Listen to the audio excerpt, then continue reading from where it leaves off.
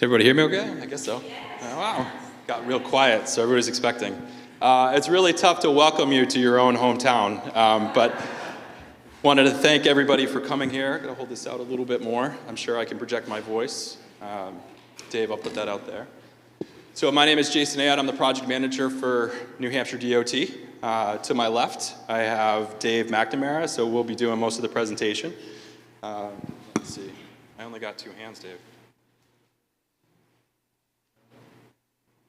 There we go.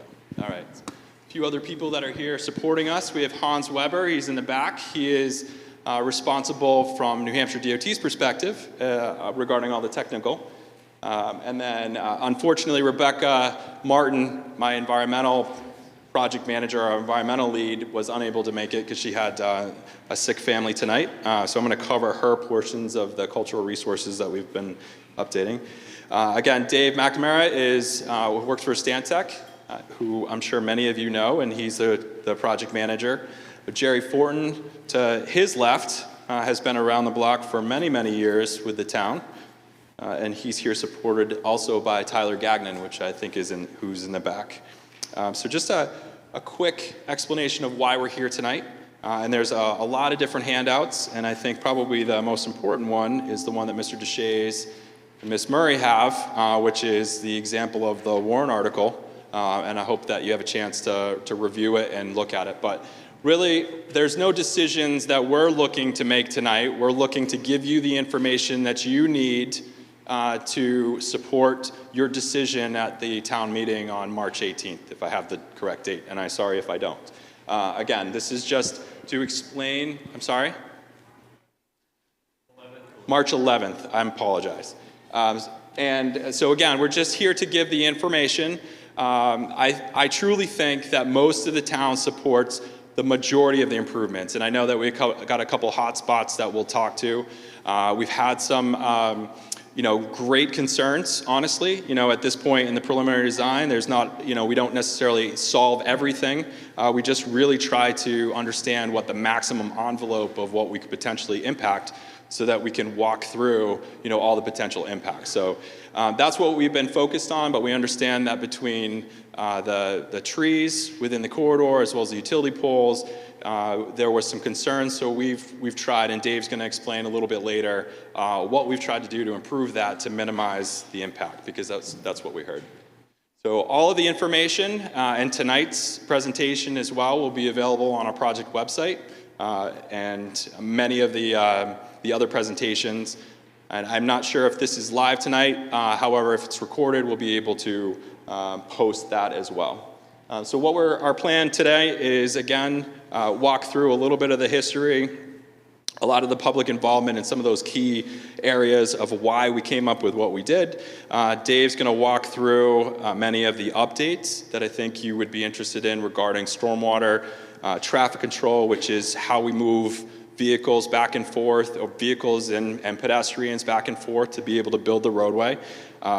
You're going to see that with Dave's sketches, that it's a narrow roadway. We only have 24 feet, and the equipment in order to construct it is at least 16 feet. So we do need some room, and if we want to move forward with a project, we need to identify what those areas that we could potentially impact.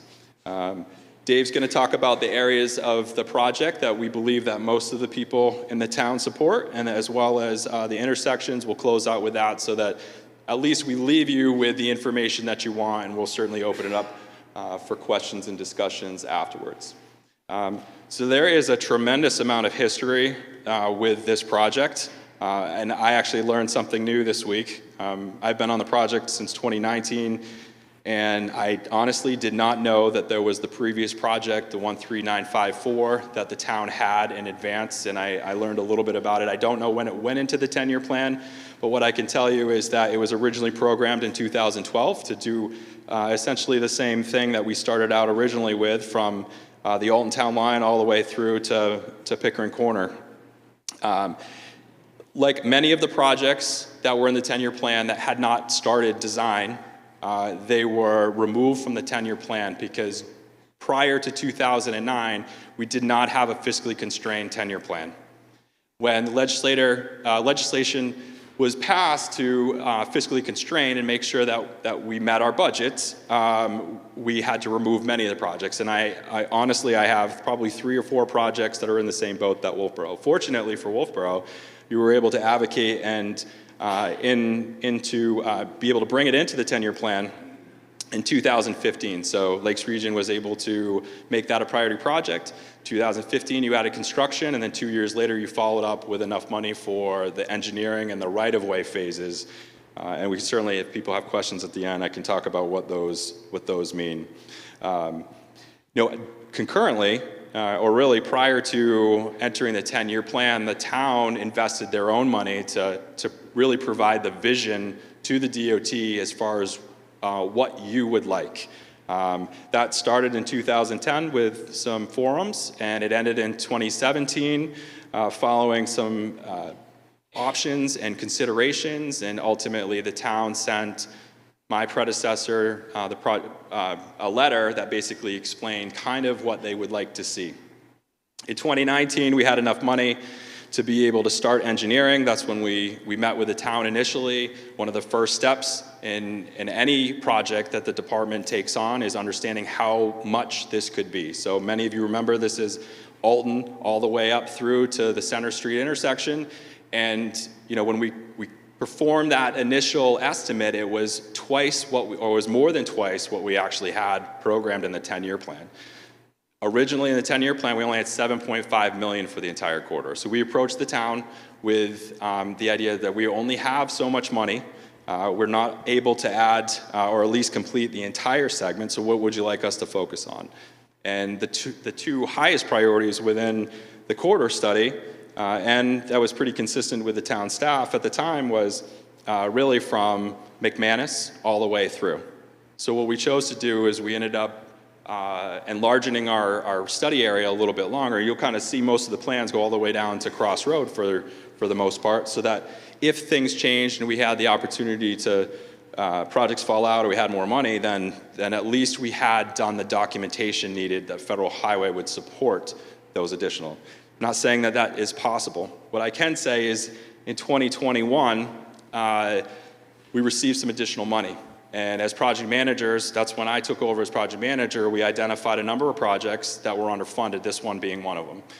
We were fortunate to gain an additional $3 million to bring it up to 10.5 at the time. So again, I think the department's been looking out, understanding that this is underfunded, and we're looking for it, and you're gonna see a slide in a little bit that we're still underfunded, but it's still important where we're at to be able to account for a little bit more of an impact than we cause, because it's always easier later to retract. It's much more difficult with the federal government to add more areas. So I think that, although you might see more impacts now, it doesn't mean that's what we're doing. We're just trying to, as the department, we're looking to advise the town as far as what we think is best, and this is what we thought our best approach was. Again, as far as the project team, between 2021 and really today, we've been working through the alternatives. You're going to see how much we've been trying to communicate through all of our public involvement. So we've got a number of different things. Not only, this is a third public informational you're going to see on the next slide. We have a project advisory committee. When we approached the town initially in 2019, it was probably a number of people that were on the steering committee between 2010 and 2017, but we did add individuals from Huggins, Brewster, the governor went with school district, as well as a few others that maintain the area, town staff, District 3. So it is a larger group, and it's for the most part, I believe that we've got a good cross-section of people that maintain, that live, that do work here. We've brought in, through that project advisory committee, we brought in businesses as well. So I think it's a good cross-section in identifying really what the project goals, or confirming what the project goals are that we got out of the original steering committee, as well as understanding what the critical needs are for the project. In addition to the project advisory committees, which we've had 6 of, We've had stakeholder meetings. There have been 5 of them, between a meeting with individual property owners that might be affected at Pickering Corner, within the corridor. We've had conversations with the Governor Wentworth School District in order to really understand circulation, and there's some challenges that they have daily in understanding that. In addition to, we've had water quality discussions and meeting with the watershed associations within the community, as well as individual staff meetings. And then the last really stakeholder meeting that we've had that we introduced is the consulting parties. I'll show you in a slide. It's not too late to join for those that are interested in being a consulting party. And what that means is if you have if you're invested in historic preservation, or you're really concerned about those resources, I do have a pamphlet, and we'll have a slide if you're interested. This is one of the larger consulting party groups that we had in New Hampshire DOT. We've got some rather large projects, and I want to say there's over 15 individuals that are part of that group right now, and it could grow. A lot of the decisions that were probably made that you see on the plans were, started in that conversation and then led to the public informationals, where we had, I would say, a little bit of a blitz there in 2023 in order to put the ideas out in front of the community. That was the first meeting in February of 23, where we really had more of an open house session. We gave a brief overview, and everybody was able to kind of view and provide some of their responses. And then out of that, we kind of reported. The August 23 was more of a reporting of what we learned from that meeting. The key discussions at that were, again, water quality, which we brought forward and we've added into the purpose and need. And then we discussed the 2 intersections, McManus and Pickering Corner, and Dave will talk about that in a little bit. Let me see. So I'm doing too many things at once, I apologize. All right, in 2024, last June, we approached the Board of Selectmen, and we were really looking, at that point, we were at a crossroads in understanding what we needed to do for our public hearing. So the state has a formal public hearing process in order to define impacts outside of the right-of-way, where we would have impacts on property owners. And if we're going to go through that process, we need to have Governor and Council approval in order to do that. And there's RSA 230.14 that kind of dictates that the department is going to follow that public hearing process. So in order to make that step forward, it's really critical to have stakeholder and town support. So that's what we were trying to do out of the public officials meeting and coming to the Board of Selectmen on June 5th, is really put that out in front of us. Again, the idea, and I know that it created some consternation within the community, is the idea was to look at the maximum impact, and then during our final design, once we had approvals, is to sort of work through the PAC and the town to be able to refine some of that design. And I think a lot of it was, folks may think that we're further ahead in our design and we might be ready for construction, and unfortunately the process is long enough that we're not in that case. So what came out of the meeting, which was great, and we haven't done this before with the department, is that the town is looking for a vote at town meeting, and you've developed 2 warrant articles, as Mr. Deshays has and can hand out, as I mentioned before. And so today we're really just in advance of the town meeting, is to give you the information, hopefully answer the questions. The department at this point, we are not making the decision. This is the town's decision. And again, we will move forward following the town vote with the impacts that, or at least the intersection types that you think. We're going to put that on a public hearing plan, and then we'll have at least 2 more meetings. We'll have a meeting that's likely an open house, for an afternoon, where we'll be able to put up what we think the impacts will be and the right-of-way needs, and then we'll have the public hearing, which is a very formal process. There will be a commission that's established by the Governor and Council, selected and established, and then we'll go through a couple specific meetings that are required in that process. The other thing that we did do, and Dave's going to walk through it in a little bit, is there was a high priority on the trees, and at least the healthy trees throughout the corridor, as well as trying to investigate different ways that we could minimize the utilities relocations. And I think Dave's come up with Dave and Stantec have come up with a really good plan that I hope that we can communicate well tonight. So this is where we're at. There is a handout which looks like this, just to kind of let you know. It is a bit convoluted, I'm not going to lie. This is state and federal process that we need to follow. We do need to go through the data collection. We've been showing the slide for the last couple where we're still sorry, these computers are not connected. So this is the next one. Sorry. All right. So this slide is still the same as it has been for the last couple meetings. We're still in the selection alternative process. So it would be very, very informative for us as a department to be able to learn what your preference is coming out of the town meeting, to be able to establish that footprint and be able to move forward. The next step is the public hearing that I already explained. Once we have a public hearing, there's going to be multiple meetings. There's going to be the public hearing, then there's a comment period afterwards, and then we, as the department, will have to facilitate and understand what those comments are. We'll have to prepare, and there'll be a second meeting called a finding of necessity. So those are 2 more meetings that need to occur before that we would have approval to move forward into final design. Final design is where we develop those contract documents to be able to ask a contractor to move forward. So I just wanted to make sure that there will be 2 more meetings like this before we even have federal highway approval to move forward. Oh, I'm going the wrong way, Dave, sorry. All right, project updates. This slide has updated slightly. You're going to see, and I'm going to hear a few cringes, I'm sure. We've been working to try to identify what the decision of the alternative is going to be.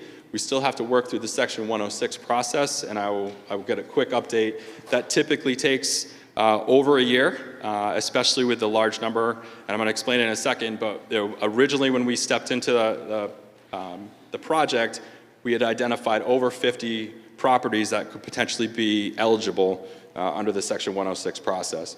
We do need to finish the National Environmental Policy Act process, which the department is currently working on with assistance of Stantec to be able to identify. That's everything from air quality to water quality. And we got to identify potential species, endangered species, threatened species, as well as the historic preservation piece is probably the biggest piece for the town of Wolfboro.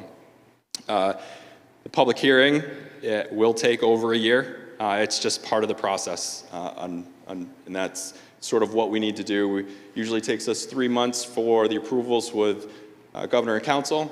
We'll have the public hearing scheduling. There's multiple meetings leading up to that with the commission, and then ultimately we have at least 4 months to be able to process all the comments and then be ready for the finding of necessity. Again, that's another public meeting that will go through all the different comments. Another thing that we have learned over the last 12 months really is because of the potential, this quarter has over 90 properties that could be potentially impacted. And what we do within the right-of-way process is meet with each individual property owner.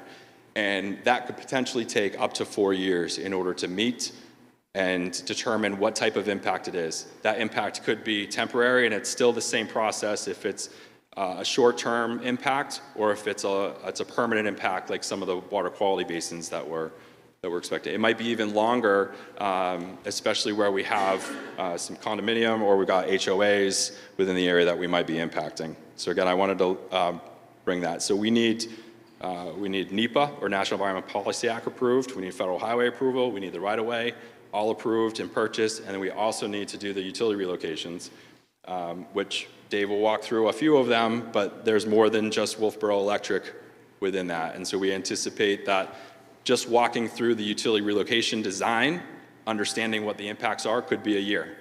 And then it potentially could be up to 3 years, depending on how we do the construction. So this is a much bigger project than probably everybody has originally. I'm still going the wrong way. You'd think I'd learn. All right, so here's the updates to construction. We have 11.8. These numbers have been adjusted slightly since the last time, and I think the biggest thing that you're going to see is there is a shortfall. And again, I mentioned when we walked into this, it's always better for the department and the community to have a longer length than we need. And the reason we do that, because it's really hard to go through the historic preservation process specifically to do that. So we are over budget right now. There is a shortfall. That shortfall is growing because we're finding that the construction costs nowadays are exceeding what we had previously programmed for inflation. So I think the biggest thing that I want to make sure that we're clear is the cost, what New Hampshire DOT would pay for within this is any of the improvements that are in yellow and brown and green that you see. If it's impacted, if the roadway is impacted, the property is impacted, that's a reimbursable expense through the project. That includes stormwater, it includes all the temporary work, it includes the BMPs. We would be responsible for, District 3 would be responsible for all the maintenance for the BMPs. It would include landscaping if it's on private property, if we're outside the property. It does not include landscaping within the existing right-of-way. So I just want to make sure that we're clear. If your property is on the corridor and you see an impact and there's a fence line or shrubs, that would be a reimbursable expense through our right-of-way phase. There's existing pedestrian rectangular rapid flashing beacon right in front of Brewster. We disturb that, we would pay for that, and we replace it. If we propose any additional ones, we would install them. We'd be looking for an agreement to help maintain that in the future with the town. All existing lighting would be replaced, and we would pay for that as well. Any additional lighting above and beyond that, we would not. So just to help clarify that, we have no agreement with the community for additional funds. You know, currently right now, this is all federal funded, and we do have a match with our Turnpike toll credits. But we do not have any agreement right now with the town for that additional money. So as far as a couple other updates, we have finished our archaeological research. Originally, we identified 22 specific locations that could be sensitive. Ultimately, it was narrowed down with we do a computer review, and then we actually go out and do some test pits and handholds to understand if there's any artifacts. There was 2 potential archaeological locations. Either of them did not meet the eligibility, either because of the condition of the existing foundation or the fact that there was really no impact by the project. And then I think ultimately there are stone walls, there's monuments, as everybody is aware of. If those are disturbed, then we need to come up with some type of mitigation. We need to move them, we need to relocate there, we need to rebuild, depending on whether it's stone wall or it's a memorial. As far as the above ground or all of the buildings, originally, like I said, we thought that we were up against at least 50 individual homes.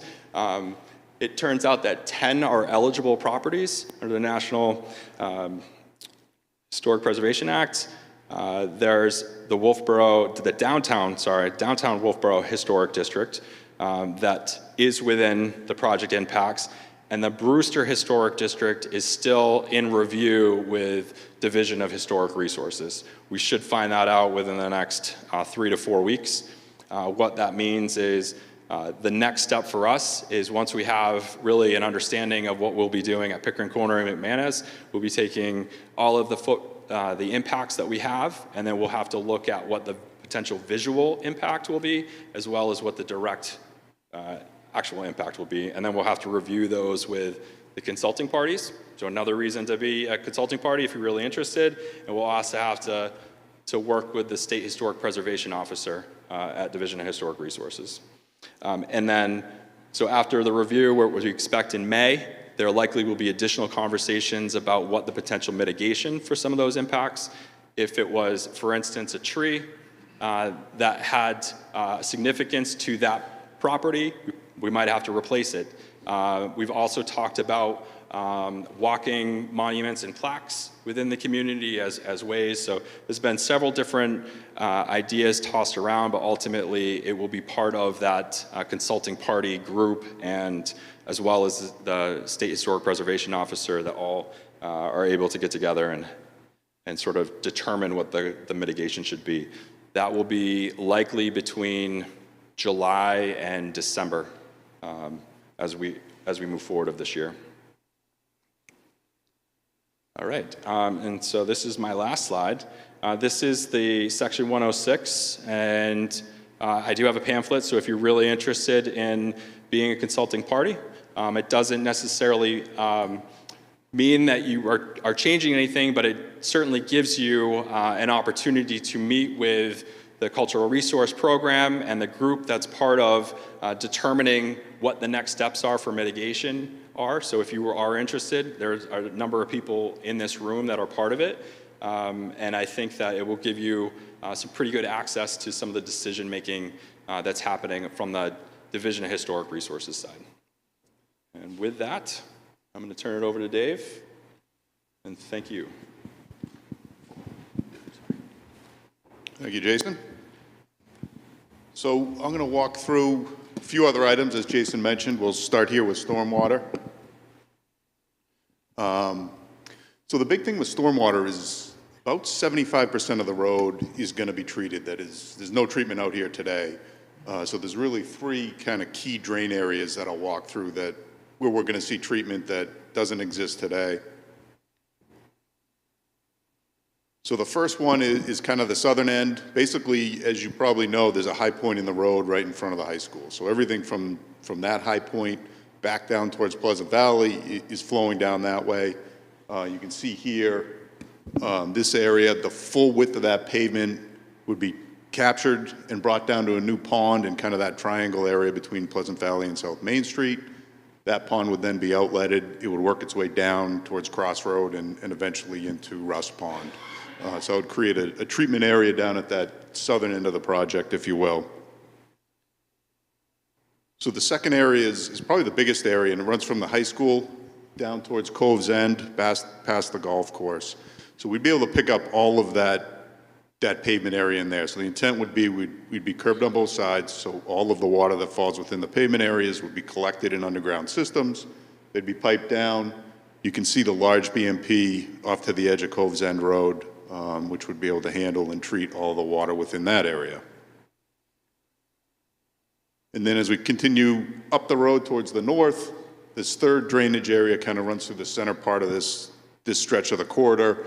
And in here, we're looking at a potential BMP location, which is a stormwater pond, a best management practice is what it's called, off of Crescent Valley Road down behind Huggins Hospital. So the water within this area would all be, again, collected within a closed system. It's curbed on both sides, so all the stormwater within the roadway would be collected, would be brought down to this pond. It'd be able to be treated through that pond and then outlet down through the wet areas in behind there and make its way down to Crescent Lake. It would collect, you can see the hatch that goes up. A lot of that flow that you see in the hatch off the road is coming down towards the road, so that water would flow into our system. There is some existing systems within the Wolfboro, the public library, the new fire station that come across and go down Christian Ridge. We would really get into that system from kind of the town system, if you will, going down there. But one other piece that this would help with is I know there's some issues with water flowing down Christian Ridge off of Main Street today. So we'd be able to trap that water in a new system, run it past Christian Ridge and down into this treatment area off of Crescent Lake or Crescent Valley Road.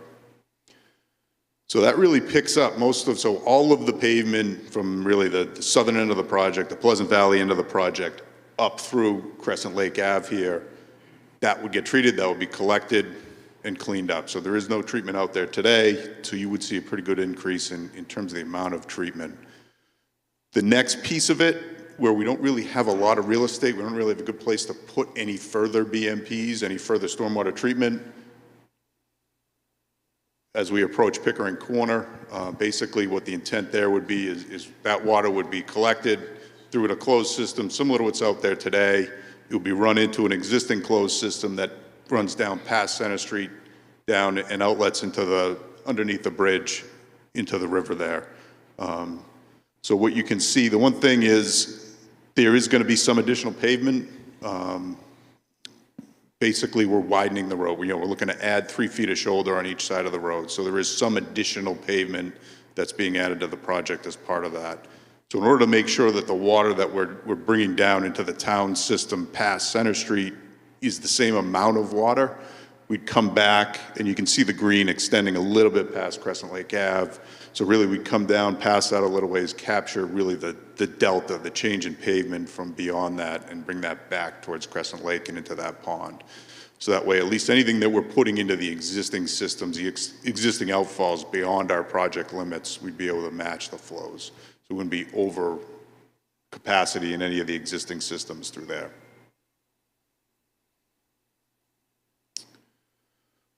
So traffic control.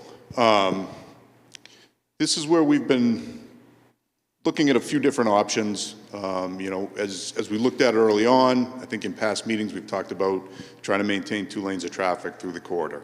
There's a lot of traffic, alternating one-way systems where construction's working on the side, even in the off-season, you start to see some delays. But what became pretty clear in talking to the town and going through it is just the sheer amount of impacts that 2 lanes of traffic was going to create. So what we're looking at now is a hybrid approach. So we're looking to have some areas of the project where we'd have a single lane of traffic, alternating one way during the day with construction, with flaggers or police on either side controlling that traffic. And then at night, that traffic goes back to just the normal 2 lanes of traffic. On the weekends, it's normal 2-way traffic.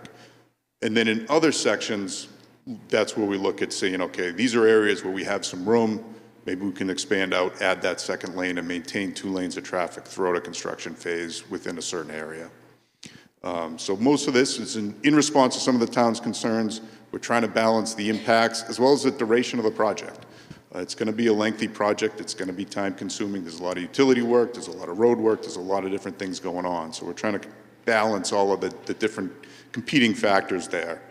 As Jason mentioned, part of what we're looking at here is reducing the impacts of trees, reducing the impacts of some of the utility work. And we can show in a couple slides, I'll show a little more detail about the thinking there. In general, the thought would be in the areas where we can do 2 lanes of traffic, that would be summertime work. So if we're going to work during the summer, we're going to want to have 2 lanes of traffic. It's just not practical to go down to that alternating one way during the summer months. The traffic's too heavy, the backups are going to be too long. So any work that gets done during the summer months, we'd have in those 2 lanes of traffic sections, and then off-season work would be the alternating one-way sections. So we try to have some somewhat simple graphics just to kind of show what the impacts are, what the effects are, and as we're looking at it. So you can see on the top row there, you've got your 2 existing travelways. They're about 11 feet and then 2 feet-ish of shoulders. So you've got your 24, 25 feet of pavement out there today. So what the intent in the alternating one-way system would be is we'd push traffic to one side. You'd have your alternating one-way traffic on one of the lanes, a little bit of a buffer area between the traffic and the work zone, and then over on the opposite side, we'd start to build out the permanent road condition. Because of the buffer and just because of the narrowness of the road, we have to overbuild a little bit on that first side. So then when you get into that next phase and we push the alternating one-way traffic to the opposite side to work on that initial side, we've moved it over, we've created a buffer, and we've kind of able to build out that 32-foot wide final roadway section. This is ignoring the sidewalks and kind of the grass panels and building out the edges as well, but this is just kind of the maintenance of traffic. So in some of these areas right now, we've got sidewalks that are set back 4, 5, 6 feet from the curb, and then there's a sidewalk, so we've got some room to play with and move some of this around where the sidewalk would still be viable.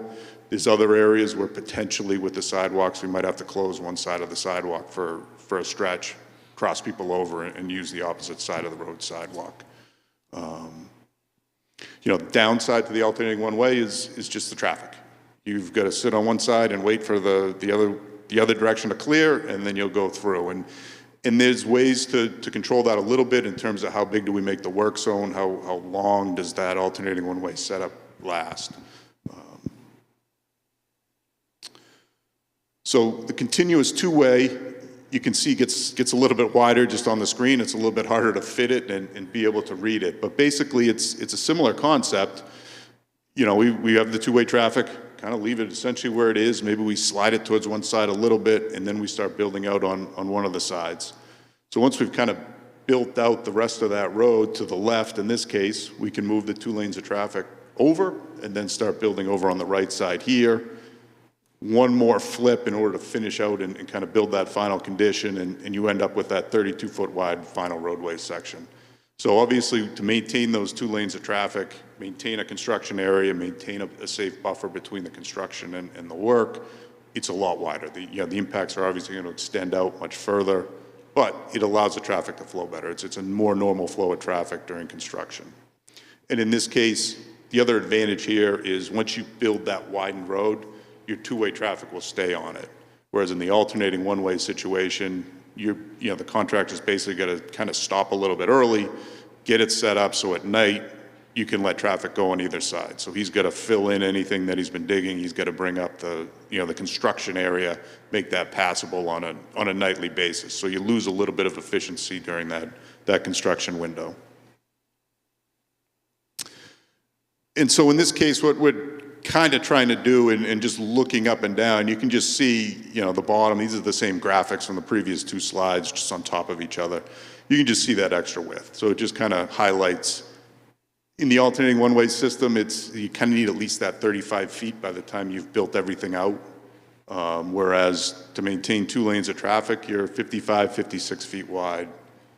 It's not necessarily going to be centered. It doesn't have to always work right off the center. In some areas, it may be that we over-widen to one side because there's utility poles, there's high-value trees, there's historic resources on the other side, and maybe in the next segment down, we're over-widening the other way. So it's going to be a balance as we go up and down the road, but this just kind of gives an idea of just how much bigger that 2 lanes of traffic, maintaining that 2 lanes of traffic is in terms of just impacts to everything along the edge of the road. And then we note here there are other factors. There's 2 schools within the corridor. So do we want to look to minimize the impacts in front of the schools during the in-school seasons and try to focus summer work where the schools are, just knowing the additional use and the additional traffic in that area. So with that, just a couple of sections and just kind of highlight what we're thinking. This isn't the whole corridor. This isn't the final configuration or anything like that, but this just kind of highlights how we're looking at it. And I mentioned the schools. So one of the thoughts here is, we can go to a 2-lane section down in front of the Kingswood schools. Most of the trees along the frontage of the school have already been cleared out, and you can see all the little circles. I don't know how well you can see them, but the green circles are the highest value trees. So those are the nicer trees, the trees that are in really good health. Those are the ones we're really trying to avoid and focus on avoiding. The cyan or the light blue ones, those are in fair health, but they're still in good condition and they're still worth saving. And then as you get into the red trees and yellow, that's where we're getting into fair and poor condition trees. So some of those trees are probably more amenable to taking them down. But as you can see here, the clump of the better trees opposite side of the school are kind of pushed out to the side a little bit. We've got one tree that's on the edge of where we'd be working in front of the school that's in good condition. So we can really look at widening through here without any additional impacts to trees and any major impacts to the high quality trees that are out there. The utility poles, you can see the blue is the existing utility poles and red was kind of the first look at relocations to work around the project. So in this case, the utility poles are probably going to be impacted by the project, not necessarily the traffic control. So if we went to a single lane alternating 1-way traffic through here, it really isn't going to change the impacts of the utility poles in this area. So this kind of segment of the road lends itself to summer work, lends itself to maintaining that 2 lanes of traffic in terms of minimizing any additional impacts and trying to work through it with also avoiding the school year and keeping construction out of the way during the school year. And a little bit similar, this is up in front of Brewster, Academy Drive over here on the right side. And again, you can see there's a lot of high-quality trees through here, but they're set back. So they're kind of outside of our limits of work. The darker blue dash line, that's kind of the outside of that. If we went to a two-lane traffic, that's the outside of that impact limit. And then the lighter blue line that's kind of the project impact. So that's just ignoring any traffic control. This is just where by the time we put the sidewalks in and the shoulders in, this is where the project's going to get to. So again, in this case, you can see a lot of those impacts are outside of even the widening. So we've got some room to widen through here without creating any impacts, minimizing any impacts to trees, and we can work through here with that widened second lane. And again, it's in front of the school. You know, there's some value to doing that during the summer and kind of staying out of the school year. And similar to down in front of the high school, these utility poles on the bottom of the screen there are up tight to the road, so they're likely going to get impacted as part of that project anyways in terms of just the widening and the sidewalk work. So then alternatively, Huggins Hospital down here on the bottom of the screen, everything's a little bit tighter. You know, a lot of the trees are tighter. The utility poles actually aren't really impacted in some of the area across from the hospital. So a lot of these utility poles we're staying out of anyways. But you can see those high value trees that are kind of creeping into where the slope limits are. So this would be an area we'd look at going to the alternating one way. We'd do this in an off season and minimize, so we could narrow in that limit of impact and stay out of some of those trees.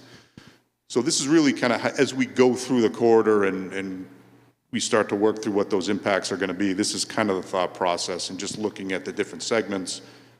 Where do we have some room to widen out and maintain the 2 lanes of traffic? What areas do we really need to keep it narrow and work inside of some of the different parameters, the historic properties, utility poles, the trees, things like that. Oops. So the other piece of it, and I might have missed it on one of the earlier slides for here, so what we're looking at is probably a 3+ year construction window. You know, I think it was in Jason's slide as well.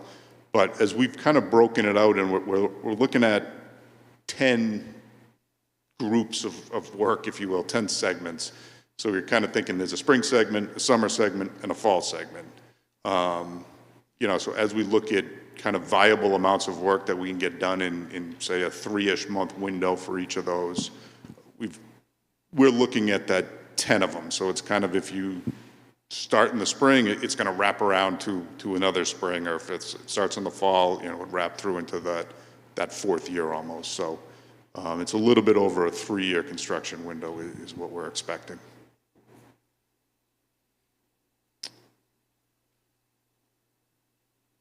So I'll go through this. Yeah, everything's on the roll plans here, and I know we've talked a lot about them, but start with the preferred alternative, and these are the pieces that aren't on the warrant article, if you will, and kind of the pieces that we feel are pretty well progressed and pretty well in agreement on within the city. You know, so South Main Street, the intent is not to add any vehicle capacity. Nobody's been looking for 3rd and 4th lanes. The intent here is to maintain 2 lanes. I'll talk about the buffer space on the next slide. That this one's actually might be a little misleading.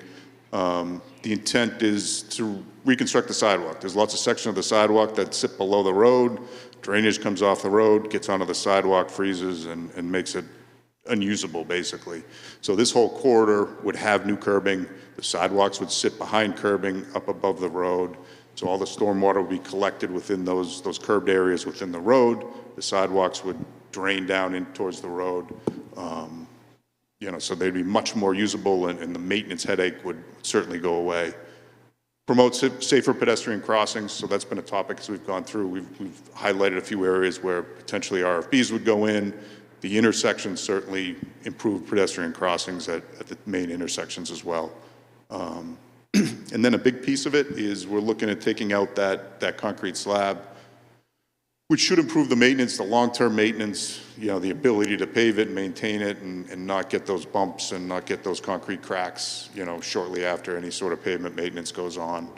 And, you know, water quality and drainage you touched on. You know, the intent here is really to to treat as much as we can. You know, we're going to treat the full width of pavement, as I said, for roughly 75% of the project.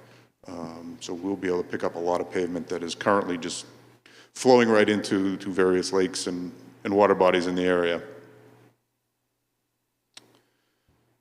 So this is just a kind of a typical section of the corridor. It shows the two 11-foot travel lanes. You can see where the cars are, new 5-foot shoulders. Right now it's 2 feet-ish. In some areas it varies. Not a lot of curbing out here, so this would be curbed. So the sidewalks would be up and even give a little bit more safety to the pedestrians, a little bit of a buffer between the pedestrians and the vehicles. You can see the sidewalk on the right side here is set up right on the curb line. On the left side, it's set back with a little bit of a grass strip. A lot of the sidewalk out here today kind of varies. Some of it's at the curb. You know, a lot of it's set back with a little bit of a grass strip. Generally, I think what we've heard through the public is the preference is to keep it at the curb line and minimize those impacts going wide. But we also may look at widening it out, adding that grass buffer in places in order to preserve trees or utility poles that exist in there today. So that's going to vary throughout in terms of exactly where that sidewalk lands. And then we talked about, you know, the surface drainage issues that are out there today that this detail should certainly solve. So the other piece that's not up on the ballot is Pleasant Valley. You know, the intent here is really to take out that Y intersection. The Y intersection is, you know, there's speed issues as people can kind of fly into it as you're taking a left onto it. As you're trying to pull out of Pleasant Valley, you know, you've got to look almost all the way behind you just to see any traffic coming up South Main Street. I think just in general, these Y intersections, they exist throughout the state. They're not safe. You know, we do try to tee them up when we can. So that's what we're looking at here, and it does create a little bit of a space for that stormwater detention basin in that triangle area that's left over.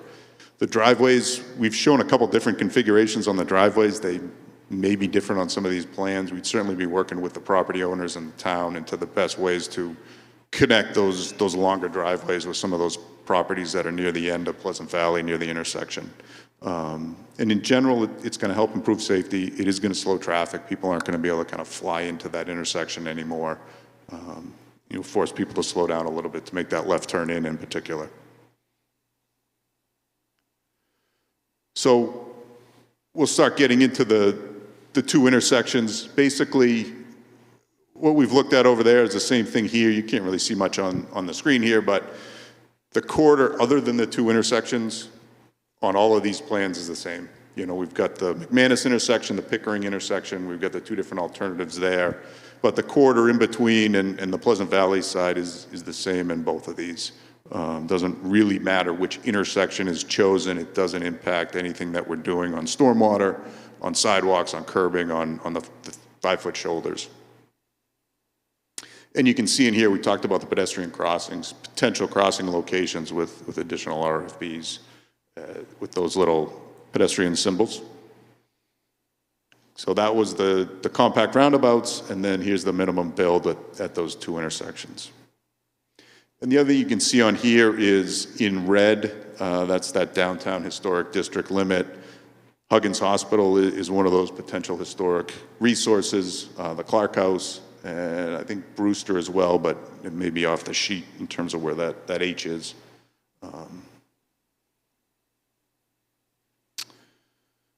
So, excuse me. So I'll touch on the intersections. We did get a couple questions leading into this on just some general traffic stuff that kind of high level that I'll just talk to, and then talk a little bit about the two intersections, really just to kind of remind everybody of what they are, what the intent is, and make sure that everyone kind of understands what, you know, what the advantages and disadvantages of each is. So, a couple things on traffic. So the peak hours from the traffic studies, the counts that we've done, that morning peak is pretty typical. It's around 8 a.m. The afternoon peak is a little earlier than you normally see it, and I think that's partially influenced by the schools. So that afternoon peak really kind of hits around 3:30. So it's a little earlier than your standard kind of commuting peak, if you will, but it does kind of match into the backside of that school traffic. Seasonal, obviously, there are seasonal influences on traffic here. This chart over here on the right side, basically, the numbers, the ADT, or average daily traffic's kind of month to month, and then there's an adjustment to average, adjustment to peak. So those adjustments on the right columns are what, if we counted traffic, for example, in April and wanted to know what that compares to the peak, so July is really your peak month here. So if we counted in April to adjust to the peak, we'd multiply that number by 1.6. So there's a big swing in terms of traffic volume out here within the seasons. I mean, you can see January is roughly half of July. So you have a large swing of traffic out here that needs to be accommodated and considered. So intersection volumes had come up. So just basically through the two intersections, and I apologize, I didn't label McManus on the bottom side there. So in the average month in the morning, you've got about 1,400 cars going through the Pickering Corner intersection and close to 2,000 in the peak months, so during the summer months. In the PM, it's a little bit higher in both, so 1,600 and 2,200 between the average and the peak months. McManus should have been labeled here, but McManus is a little bit less traffic than Pickering overall, but kind of the ratios are about the same. 1,200 cars in the morning during an average month and about 1,500 in that afternoon or during that peak month in the morning, and then a little bit higher in the afternoons for both of those numbers. So these are the two intersections. I think these are what everyone's mostly concerned about, it seems like. So the top one obviously is that compact roundabout. The bottom one is, we're calling it a minimum build. It's essentially putting back what's there. It would have the right turn pocket down to Center Street. It would have kind of the over-widened shoulder that I know some people today use to bypass left turners off of Main Street onto Center Street. But there's no real major change. We'd rebuild this intersection, take any of the concrete slab out, clean up any inconsistencies in the curbing and whatnot. But basically, it would go back to what it is.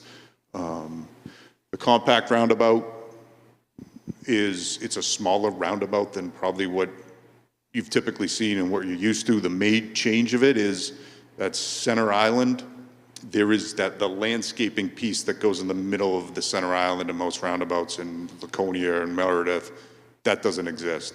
So it's really that center island is the truck apron, is that concrete pad that goes around that landscaping area in some of these other islands. So if you're a larger truck and you're trying to take a left out of Center Street to head south, you're going to curl a little bit to the right to go around the roundabout, but you're going to be able to drive over that entire island. So there's no restriction there. You're basically going to almost take the same left that you would take out of a normal intersection.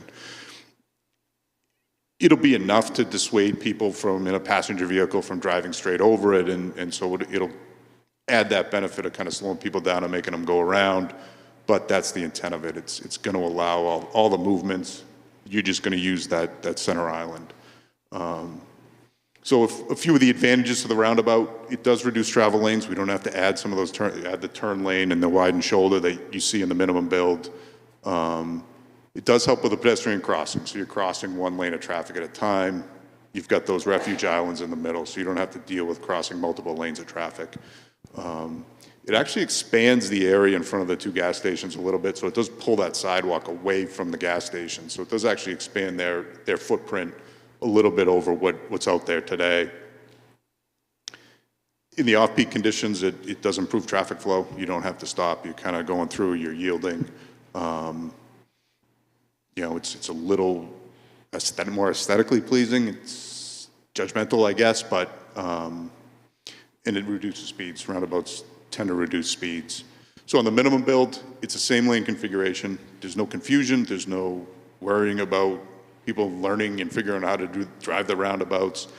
It minimizes impacts on the Brewster Academy side and on the monument, and it minimizes construction impacts and duration. It's going to be easier to build because we're not expanding out anything. And you can see on the top, I didn't mention it on the roundabout, you can see the little note to that Civil War memorial it's in the area of the roundabout on the top one, and clearly on the minimum build, it's outside of any impact there, as well as a couple of trees. There are 2 parking spaces impacted in the minimum build, just to get the sidewalk. As we come down towards downtown, it's basically the same between the 2 of them. So we're going to lose a spot or 2 to build these out. So these are the 2 at Pickering, the 2 different alternatives. They don't, from a capacity standpoint, neither of them is going to solve summer traffic. You know, these are going to work. I mean, you know how it works today in the minimum build. It's what you have. The roundabout is going to work a little bit better in terms of capacity. It'll process traffic better. Once it gets into the summer, you're going to see a similar backup. You're going to see a similar situation. There's just not enough road capacity here to process all that summertime traffic.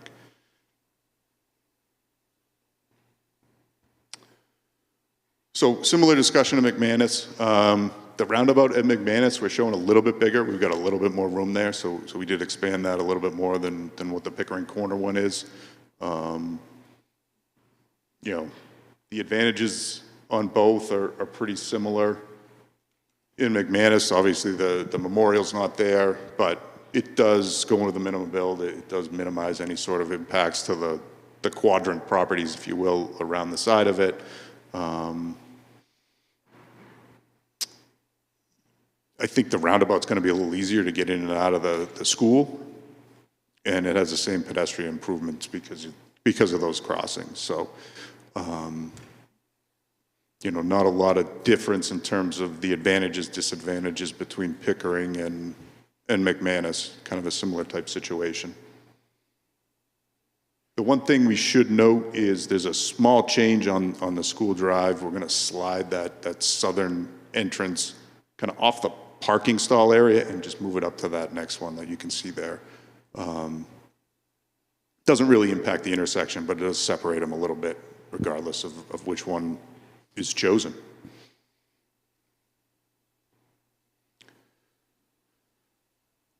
And so that's, I think, what we had. Happy to take questions. Thanks, Dave. I'm not sure if this is working, but I will certainly project. So for those that are interested in asking questions, please come up to the podium. We'll make sure that it's turned on. Would love everybody to have the opportunity at least once to go through before we have someone come on the second time. And we'll do our best to answer all your questions. We certainly have time.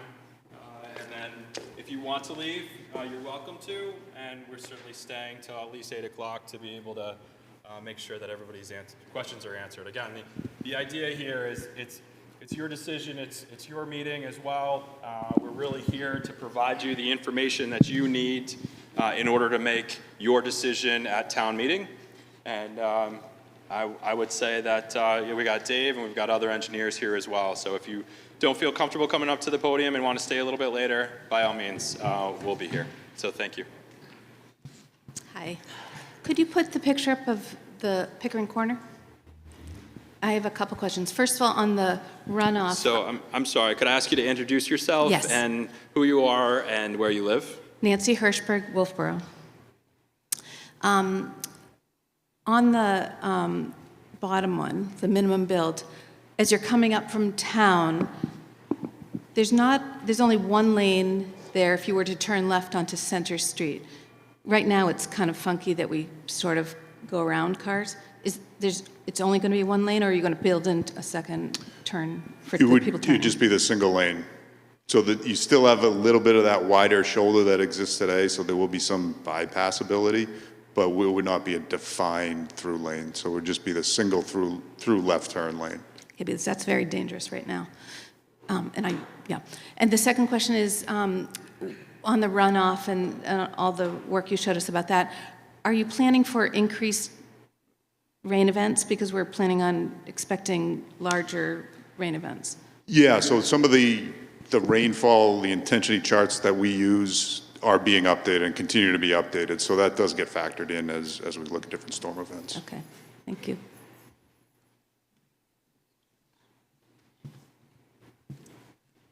Hi, Brian DeShays, Wolfboro. Question about plowing the roundabouts and the minimum build intersections. Will there be any difference in the way those are cleared in the winter? We've had a good amount of snow this winter. I'll answer that. So thank you. Yes, there will be. So we discussed with District 3 if District 3, because District 3 from Guilford maintains a section of roadway. If the compact roundabout is installed, then they would need a smaller truck to be able to plow on the outside. Currently, they have the larger vehicle with a larger plow, and they'd be able to push through. So most of the plowing operations would remain the same, with the exception they would need a smaller plow to come through and clean up the circulatory roadway, the circle. That's a good question. Maggie Steer, Wolfboro. I'm particularly concerned about the loss of historic character, and I wonder why under the roundabout advantages you listed enhances village character, because it seems to me that the minimum build would probably protect the buildings adjacent to that Center Street and Main Street intersection better than the roundabout. So I'd just love to hear your thoughts. And I am a consulting party, so I'll be involved in that Section 106 process too. Thank you. Sure, it's a fair question, especially in this case where the roundabout does impact the Civil War monument. I mean, I think typically with roundabouts, they do provide a little more opportunity for landscaping, a little area to kind of soften it with the splitter islands. In this case, because it's a smaller roundabout, we wouldn't have that interior landscaping as well. But I think in general, we kind of look at the ability to landscape around roundabouts as an improvement over kind of signalized, in particular signalized, but non-signalized intersections as well. But that one is certainly a judgment call that's going to vary. I understand that. Hi, I'm Sebastian Tornato. I also live in Wolfboro. I have a question. In both of the roundabout configurations here and at McManus Road, you indicate that it adds and reduces length of pedestrian crossings at the intersection. I'm confused. How can you add and reduce it at the same time? It's a good question. It may be poorly written. Just curiosity. So I think it adds opportunities. So basically, with the roundabout, you're going to cross one lane of traffic at a time. So all those kind of bluish splitter islands, you're going to cross, you can wait in that splitter island, and then you're going to make that next crossing for the other lane of traffic. As opposed to under the minimum build, if you're crossing on, say, the south side of Center Street, you're going to cross all 3 lanes of traffic at once, or you're going to cross 2 lanes, or Center Street, you're going to cross 3 lanes at once. So in the roundabout, you're crossing 1 lane of traffic, 1 direction of traffic in particular. You wait, and then you can cross that second direction of traffic. Yeah, but if somebody's crossing on the north side of the roundabout, that basically clogs the entire roundabout, because when they're crossing, nobody can move either way. Sure. So the crossings are actually set up back behind. So you're going to allow, as you cross, you're crossing behind a vehicle entering the roundabout. So those are set up far enough back that there's a vehicle in front of that crossing, and that vehicle is going to be entering and using the roundabout. So you're going to kind of catch those vehicles before they hit the intersection in terms of the crossing, whereas in a normal intersection, you're still holding up the same vehicles as you cross the road, and you're actually you're holding up vehicles going in 2 directions when you cross under the minimum build, whereas the roundabout, you're holding up 1 direction of vehicle at a time. It's also state law to yield to pedestrians within the crosswalk. So I think this is rules of the road as well, that no matter if it's a roundabout or unsignalized intersection, you're still yielding to the pedestrian that's in the crosswalk. Okay. Well, I still think it's just going to clog everything up. And the other thing I have a question about is you have on the first bullet, reduces travel lane and vehicle turning conflict points. I got to tell you, I used to live in Virginia where they had a lot of these compact roundabouts. And when the traffic is heavy, you don't reduce the travel lane and turning lane conflict, because if somebody, say they're going south on 28 and they want to make a left turn down 109, I guess it is, or Center Street, what's going to happen is they're going to get into there, and if people are just keep coming in the other side while it's heavy, they can't make a left turn. If they can't make a left turn, traffic gets backed up behind them. It's the same thing whether it's a compact roundabout or if it's the minimum build. When somebody's turning left and you're coming up, you're not going to be able to, and heavy traffic days, the summer days, neither one of these things is going to reduce travel lane, turning lane conflicts. So- It's just going to happen. Yeah, from a capacity standpoint, I agree. Those peak periods, neither one of these completely solve that. I think in terms of reducing the travel lanes, in this case, you've got a single lane entering from Center Street and a single northbound lane entering in the roundabout. Whereas in the minimum build, you've got 2 lanes entering from those 2 legs. So that's where we actually narrow the roadway footprint a little bit, and that's where it gives some of that land back to the gas stations. In terms of vehicle conflict turning points, that's more of a, as you're coming into the roundabout, your only real conflict point is that car coming behind you. Whereas with a minimum build, as you're taking a right out of there or a left out of there, you're facing the cars going in multiple What I different could tell you directions. from my experience is when you have traffic heavy flow, if they're in the circle or in the roundabout, they keep coming. And if you're Yeah. trying to get in, you can't. And the only way you can get in, you just muscle your way in and hope they stop. So I don't think that's very safe, number one. And number two, I'd just like to point out that I don't think the compact roundabout is going to do a bit for the traffic in the summer. And the rest of the time, you don't need it. So I don't understand the purpose of it. I mean, you guys can do whatever you want, but I don't see that it's going to help the traffic flow in the summer. And if it's not peak season, if it's not summer, you don't need a roundabout to get through that intersection. No, I think that you hit what Dave said earlier too, is during peak congestion and in summer months, that there is not an intersection option, that is going to fix the issue, and everything is going to operate the same. So we completely agree with you. We're not here to change your opinion. We're just here to provide you. Dave had a couple explanations on why he felt that it reduced the length, but we're not here to change your opinion. And really, if you have additional questions about some of the differences between the two, we'd be happy to talk to. But again, I'm not looking for, I think, the vote and the ballot that the town has on March 11th that's your opportunity to share that. But I think this is great. It's a good discussion, and Okay, I certainly appreciate don't mean your to opinion. harass you. I'm just trying to understand the options. And, from my perspective, I don't see that as a point, but that's fine. That's my Yeah, opinion. absolutely. And I just want to share it. And that's And we it. certainly appreciate Okay. your opinion and your viewpoint. But Well, if you thank have you. any other questions, certainly willing to entertain them. Yeah. Thank you for your time. Thank you.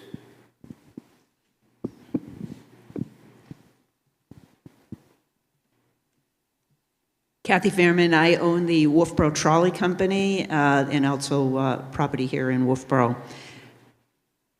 Molly the trolley has been using South Main Street as part of her tours since 1987, almost 40 years.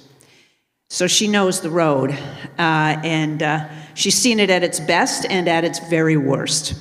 You mentioned the concrete slab, and I'm not sure everybody understands that at the bottom of that road, and part of the reason why South Main Street deteriorates as fast as it does is a concrete slab. And concrete both changes its size as it when it freezes, and it expands and contracts, and then it takes the pavement on the top with it.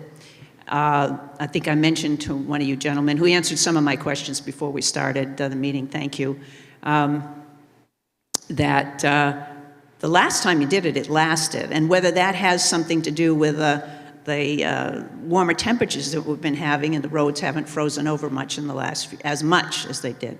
If that's the case, then I predict this year we're going to see some serious deterioration on South Main Street. Molly will let you know what a report is after the summer. But anyway, I just, first of all, I want to tell you that I so appreciate your coming and going through this and explaining it to us. And thank you to the Board of Selectmen for giving the people the opportunity to vote on this, something that doesn't happen in a lot of communities. They would have gone. So thank you for doing that. I was also very pleased to see that there was acknowledgement that this went back, the discussion about this to 2007, and that it's been on the state's 10-year plan since 2007, which of course was 18 years ago. And that by the time this is finished, after tonight, we understand it's going to be 2032, which will be 25 years since it got put on the plan. But the problem had been there many years before that, and it was a consistent issue, and we know it's not built the way roads are built today. And so getting that done, taking care of the water runoff to protect our lakes and ponds, that is a good thing. And so I'm so thankful that we are going to get the road improved, and that you're listening to what we say about the trees and the aesthetic things that are going to happen and the practical things for that. Thank you for all of that. And I just also want to tell you just the one thing that goes back to 2007, and I looked up to see how long he was executive counselor, but the time Ray Burton, we were so frustrated with the condition of South Main Street, we made every phone call in the book, and Ray Burton came down here and he looked at that road and he said, "This is shameful." And that's when it went on the 10-year plan. So thank you, Ray Burton. Now, I just want to finish with the comment that I would encourage, after talking about this, after picturing Molly the trolley having to go up and down, going around those roundabouts every time she goes through, and as we said, even though it's not that much, I've looked at it. When I first heard about the roundabouts back in the early part of the 2000s, I thought it might be a good solution. I now very much favor the minimum build and would encourage the voters to vote for the minimum build and vote against the roundabout at either of the intersections. I guess I should say at both of them. Again, thank you for all the hard work. I think it is wonderful that we've been able to gather this information, that it's been a process worth going through so that we could consider that option. But at this time, yep, fix the road, but leave it the way it is. Thank you. That's great. Thank you very much. I will give kudos to our materials and research group within DOT as far as the condition of the road, because I do think that some of the freeze thaw has certainly been less over the past couple of years, but I think that they've improved the way that they resurface the roadway, accounting for the concrete slab. So appreciate your recognition of the deterioration of the roadway because of the slab and why the project exists. Roger Murray, Wolfboro. Many years ago, there was an information booth approximately where the clock is, or maybe down a little closer to town. And the state came in, and the reason the information booth is no longer there was because it was removed along with a couple of parking spaces in order to widen the intersection to provide a turning lane, or a lane for cars going straight through town, and another lane for the left-hand turn down Center Street.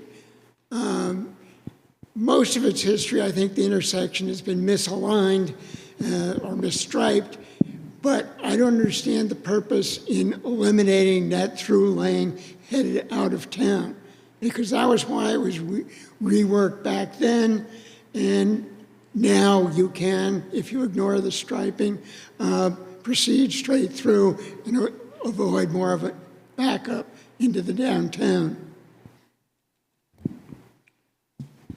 Thank you, Mr. Murray. I believe I remember the plan that was forwarded by the previous Public Works Director, and we did look at trying to reestablish the lane marking from, I believe, a 1970 plan, and unfortunately, with some of the restrictions, we weren't able to get the the required length of tapers to go from 1 lane to 2 lanes that the Bureau of Traffic requires, so we weren't able to fit that in based on our current standards. So that was one of the reasons why we weren't able to re-implement that. When we last paved it 2 summers ago, we tried to bring that pavement marking back, and unfortunately weren't able to do that. So, but thank you.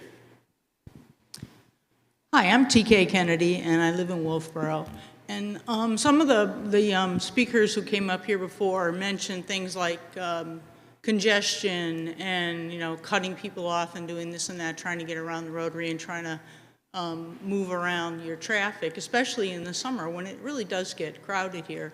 So I'm just looking at these 2 options up here, and I'm wondering what happened to the signal option. If you put a traffic signal in, you don't have to do any of this construction. It would take no time at all to put it in, and it would make it fair for people who want to make a turn off 28 to 109 or the other way around. So I just don't understand. When I read the 2, you gave us the link to the website where you could, the 2018 study by, I believe it was either a commission in Wolfboro or the Board of Selectmen, I'm not sure.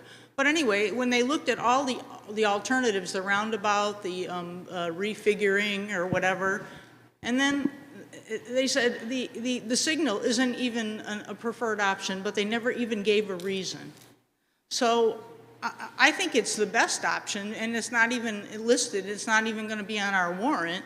But it's an option that I think that should be considered because it can be done almost immediately, and it solves all the congestion problems in the summer in that there'll be fairness in terms of turning or whatever. And in the rest of the year, you don't even need the light. You can go right through or straight.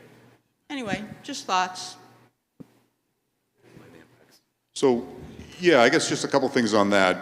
The signal option, I think going back historically, and that was before my time, but the town didn't want the signal, and some of that might have been aesthetic, some of that might have been kind of that village feel that had been noted. But a couple of things is we looked at the signal as part of this last round. So the signal doesn't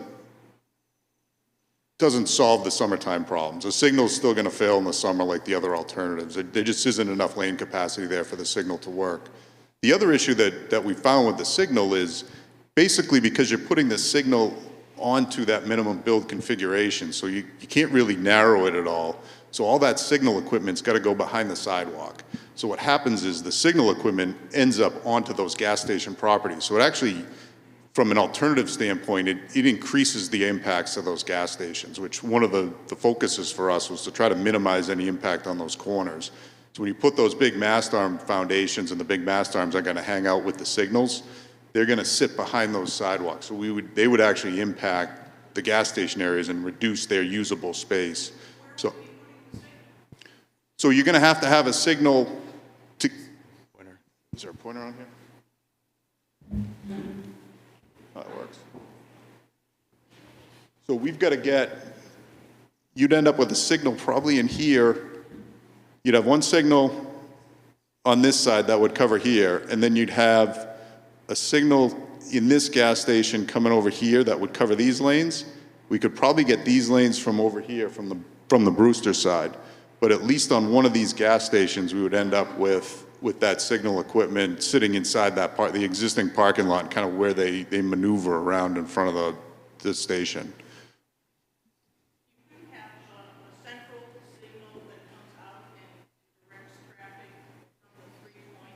No, because we wouldn't really be able to do enough separation from the lanes in order to cover it from one side.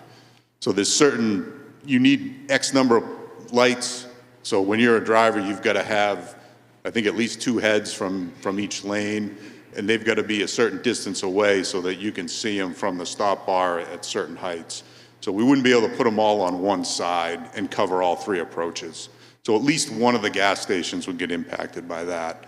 And again, I think just from a capacity standpoint, the signals function not that dissimilar they don't function better than, say, the roundabout or even the minimum build in the peak traffic conditions.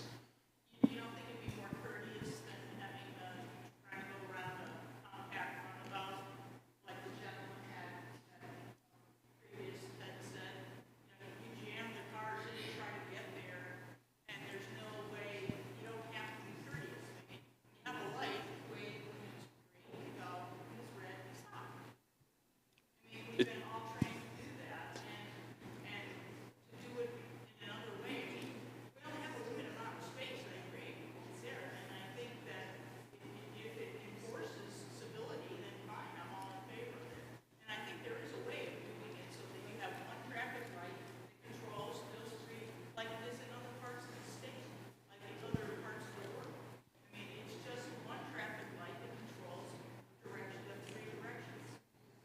I understand your perspective. First, from a courteous standpoint, we're not evaluating the courteousness. But as far as so if we make one signal, then the foundation gets bigger and the mast arm gets bigger, and that's a consideration. So one of the things that we learned through our stakeholder meetings is that parking is a premium. So in addition to the foundations on the gas station properties, we'd have signal equipment, and those would take the spaces that were designated by Three Sisters in the corner store that they currently use. And what we learned is that there's a certain number of spaces to make their business viable. If we take the spaces, then the state may have to buy the business. And we learned through the early processes that we wanted that the commercial properties were a premium and we needed to try to save them. So we felt that evaluating the signal was important for us to be able to understand those impacts. And we had significant impacts to both gas station properties. And in addition to that, we'd have impacts to Brewster because we would need space. We'd have to clear the tree. We'd need to be able to install the foundation or the cabinet on that side as well. So there are impacts in any of the alternatives, including the minimum build a little bit. But the last piece was one of the reasons why the community out of the 2018 corridor study didn't want the signal was it took up to 8 spaces in front on the north leg on the South Main Street as you head in on the church side street. And so that was another consideration that we looked at. So I'm pretty sure we can dig into the documentation as far as the signal, I believe, took up to 8 spaces. I believe the minimum build will take 2 spaces, and then the roundabout was comparable. So understanding, and I've had conversations with other business owners on South Main Street that use and kind of explain to me how parking works along South Main Street, and it could be part of their business plan. So that was a consideration, and we need to make sure that the businesses are viable. Thank you very much. Sir. Name is John Smith, believe it or not, and I vote I'm sorry, vote sir, in I can't. Wolfboro. What's that? I'm sorry, could you pick the microphone up a little bit? Thank you. It was difficult to hear. There, that better? Thank you, sir. Okay. Appreciate it. Name John Smith, believe it or not, and I'm a voter in Wolfboro. I have a comment on both of these things too, but there seems to be one thing that continually gets left out, and that is, especially during May, June, July, August, September, whatever, you have a real large number of people coming into town, but more importantly, you have a large number of people crisscrossing the street on Main Street that back up traffic well beyond this circle, all the way back at times even to Morrissey's front porch. And it backs it up beyond where the entrance to Brewster Academy is there to at least where the dentist's office are. So that neither of those would do anything to reduce traffic during the summertime. So it seems like that issue needs to be addressed. It's some way of controlling where people cross and when they cross. Otherwise, this is just a large waste of money and time. So, okay, then the other question is, up at the traffic circle, how does a truck, you talk about in other materials we have, that a truck would be able to go straight across the circle? How do they do that with your setup? And that doesn't seem to make any sense. And then even when you're talking about the traffic lights like you just did on the lower option, there seems to be some other way of doing that, that if people go into those gas stations, they can wait until the right thing moves so that they're able to get out without putting lights all around the place that could be just like they are out in Ossipee when 28 connects with 16. It's very similar to what we've got here, and there aren't lights all over the place. Okay, they're just right in the main center area. Yeah, so I guess on the truck, the green kind of hatched in the middle, that circle in the middle there, that's going to be a concrete surface. It's going to have like an inch to 2 inch lip on it. So, and it'll probably be like a cobble type surface or a little bit of a scored type surface. So trucks will be able to drive over that green. It's going to be enough so that most vehicles as they go through, it's going to be a little bit uncomfortable to go up and over it. So it's going to deflect them to go around. But the larger trucks will be able to mount it and just go around it. So there's no impediment to them getting What through I there. think is most important is how do you control people crossing the street so they don't stop the traffic so it backs up well beyond what you're doing here? Because nothing would move through there. Fair question. It's a fair question. Thank you very much. Hi, I'm Julie Brown. I'm a resident of Wolfboro, and I represent the Wentworth Watershed Association as well. Thank you so much for your partnership. I love the fact that you've included all the water quality work in the paid-for plans.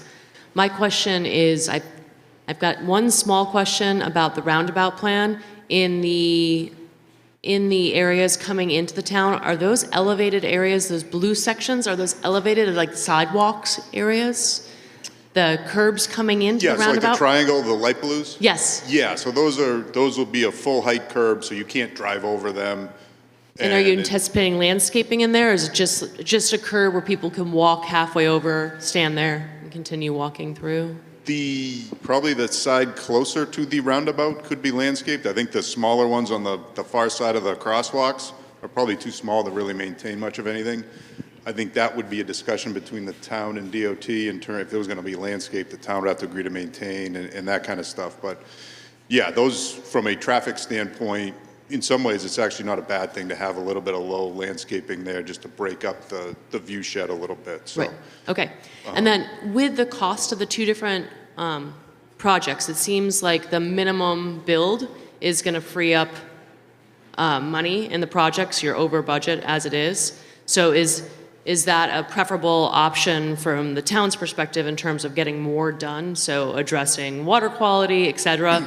Is there, I personally am leaning towards the roundabout just for safety and traffic control. I know some people don't agree with me, but for freeing up the budget to work on things like water quality and the other things that need to be dealt with on the project that keeps getting smaller and smaller as the years go by. Yes, it's a great question. Yes, we would. The roundabout is more expensive than the minimum build, and it would allow more roadway construction. So it's a great question, good comment.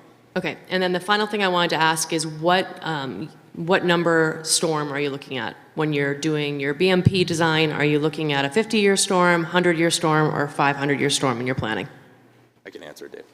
So it really depends on what the final outlet is. So if we can outlet directly to a larger water body, then you would be looking at the lower storm events for just water quality. But for, I think, the one behind Huggins, as well as the one that contributes to Russ Pond, those would be for the higher 50-year event. And then we'd have to check for some of the intermediate events as well. And when are the plans for the BMP designs going to be prepared in this long scope of work? Once we decide on this and you start actually laying out the design, at what point in the plan are the actual design plans for the BMPs and for the actual construction going to be visible? Good comments. Ballpark. That's within our final design. So likely 2026 is when we could begin, if we are able to have the public hearing this year, have the finding of necessity, then we'd ask Stantec to begin design and immediately. So that would be one of the first design phases. And it probably would, for this size project, it probably takes 3 to 4 months to design with all the drainage and the sidewalks and the curb ramps. So there's a lot of details that get sorted out at that phase. That's probably one of the biggest phases, in addition to the traffic control and the construction sequencing. For this project, I'm not going to shoehorn Dave into that, but it's a bigger design phase. It takes a little bit longer for us, but Great. Thank we you would for your envision time 26. and partnership.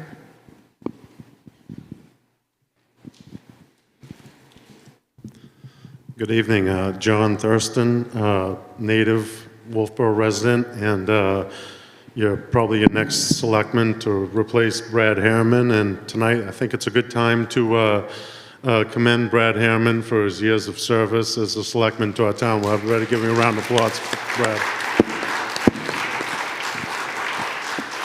So I'm going to touch base on three different items tonight. First off is the McManus area.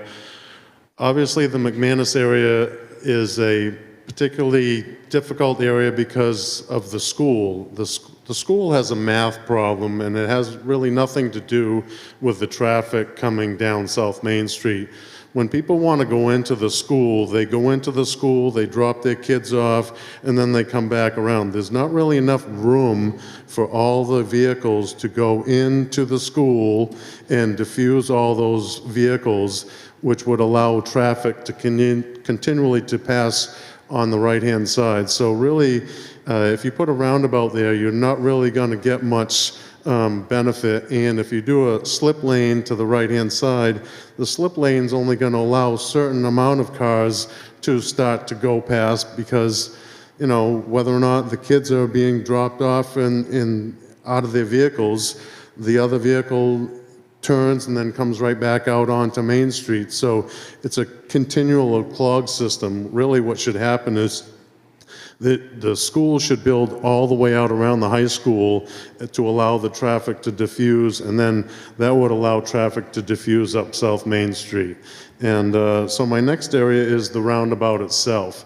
If anybody of you have driven up to North Conway, you've seen a compact roundabout. Compact roundabout, if you're coming in one direction and the traffic is on the other side, the traffic on the other side is frozen because they don't know whether or not you're going to turn right or you're going to continue around the circle. So really, essentially what happens is the people on the other side, if you're not using your directional, they're going to sit there because they don't want to get hit in an accident, and therefore you're only going to get so many people going around in the circle, and then on the far side, the traffic continues to back right up down the street. So the roundabout isn't really, in my opinion, going to do us any good. So my third case is your stormwater areas, and you've noted the BMP areas all the way down to where Skelly's and Morrissey's is, and then you're talking about a flat area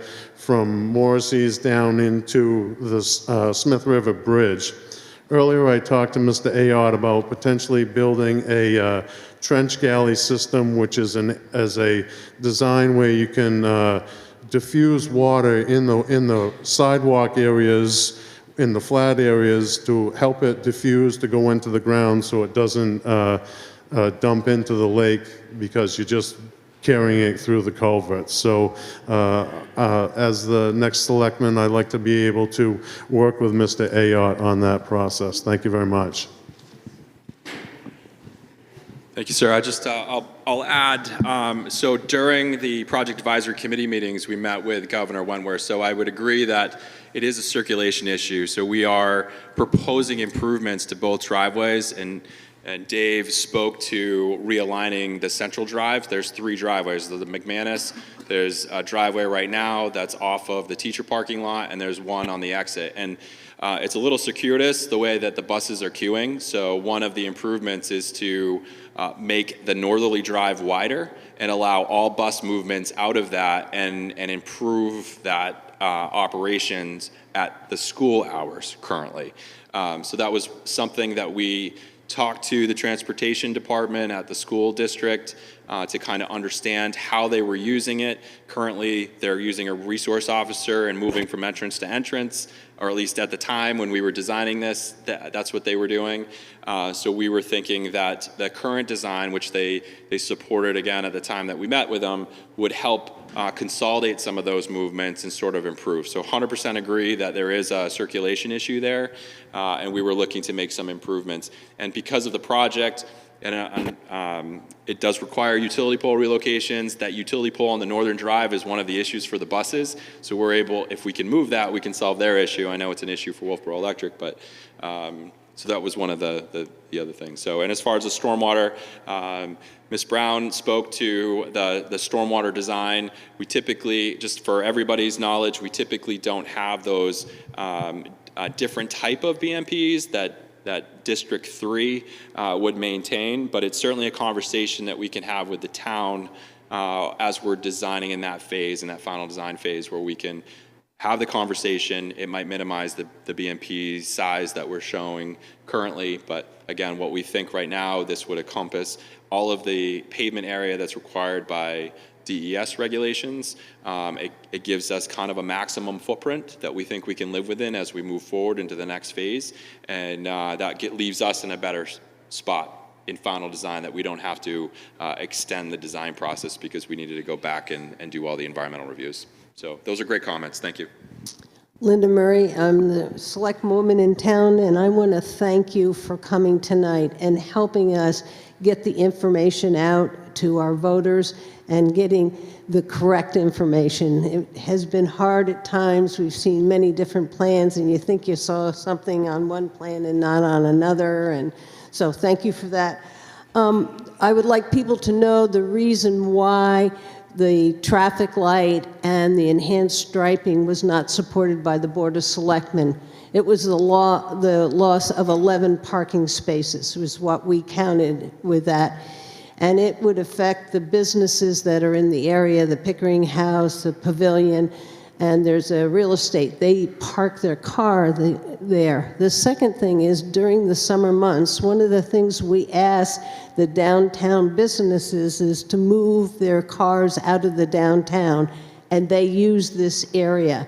So 11 parking spaces was more than the Board of Selectmen thought that we could lose. If you go back, could I see Pickering Corner? On the minimum build, and I'm looking at the top, there is this brownish line. Is that the bike lane? There's that white, is that a bike lane, or what is that? So on the top, it's mimicking that kind of widened shoulder that you have there today.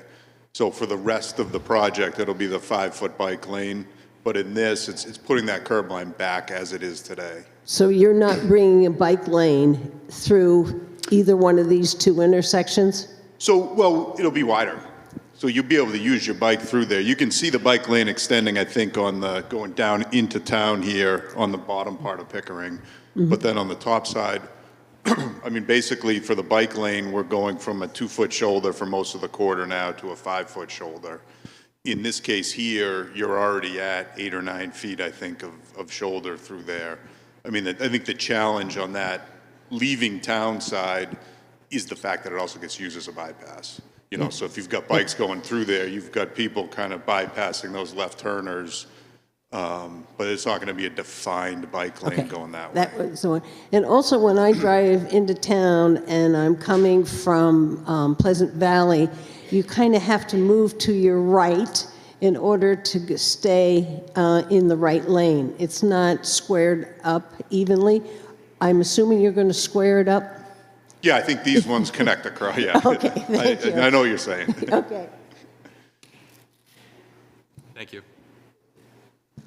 Again, thank you for being here. This is really important for the citizens. Bobby Bedman, I live out Pleasant Valley Road, so this is a corridor we generally use. One of my concerns here that I haven't heard anyone talk about is this corridor on Pickering Corner here is a huge part of the town and access for our first responders. We have our fire department vehicles going through there. We have our ambulance going through there. We have our police officers going through there. That section, it gets a lot of activity. I'm curious what our fire department said, what our chief said, and how our fire trucks are going to get through that roundabout during an emergency if it is backed up. Right now, cars can move over, but if we're stuck in a roundabout, how is that going to work with our first responders and our fire trucks? So the fire trucks will be able to go through, and I think in terms of the pure congestion, it's going to, cars will move through cleaner than in the minimum build. And you've still got to get over to the side, so you still have to move out of there. There are diagrams, I don't have it, but just kind of showing how you're supposed to operate with a fire truck or an emergency vehicle as you're entering and leaving a roundabout and getting off to the side.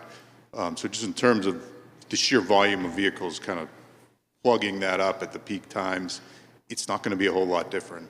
You know, the minimum build is clogged, and if you've got people, both of those inbound lanes, if you will, coming up Center Street, it's no different than with the roundabout. Because now we're losing, like where the walkways are, those are going to be built up as little cement platforms also. Yeah, there will be there's that short car length, if you will, that's going to be narrowed a little bit. Those will be 16 feet wide, so you would still be able to pull over to the side and cut up tight to the curb and fit a fire truck past. Okay, I have a question for our select board. Did Chief put together any type of information on what happens with the fire trucks or anything with either one of these? So we have no statement or anything on that? Okay, thanks. So just a couple clarifications. The pavement area between the roundabout and the existing area are essentially the same because Stantec sort of set it up so that it would fit within. So the pavement area is the same. All of the islands are traversable. Approaching, you know, so if the vehicles needed to pull over, which they have to as for emergency services, the larger trucks could traverse over, the emergency vehicles could traverse over the truck aprons in the roundabout scenario. So I think that the pavement area is roughly the same, with the exception that what's shown as sort of the blue cyan splitter islands, those are traversable, just to be clear, and that there would be room for vehicles to go over. So great, those are great questions, and I'd love to know if both chiefs of police have commented on either design. Hi, good evening. Paul O'Brien, member of the Board of Selectmen. We're going to see if you can make that pickle switch of yours work. Let's take the Pickering Corner data point, which says, go back, please. There you go. Improves traffic flow in off-peak conditions. And now let's go to that other chart, the numbers chart you put up. There you go. So the theory here is that the Pickering Corner system, the roundabout system, has a better throughput. And as compared to the minimum build, which has a different throughput. Okay?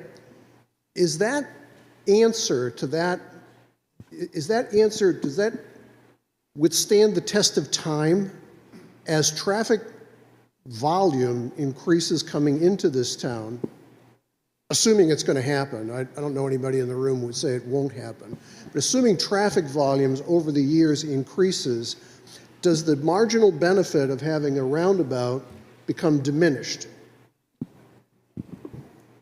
Yeah, I think I see what you're saying. I mean, it's kind of no different than the peak average month in the spring to a peak month in the summer. Your average spring month is going to approach what the peak summer month is today at some point in the future. So yeah, so when we look at the traffic modeling, we've modeled 2025, which at the time might have been considered a build year, and then 2045. So we've escalated traffic at 1% growth per year out to those 2045 dates.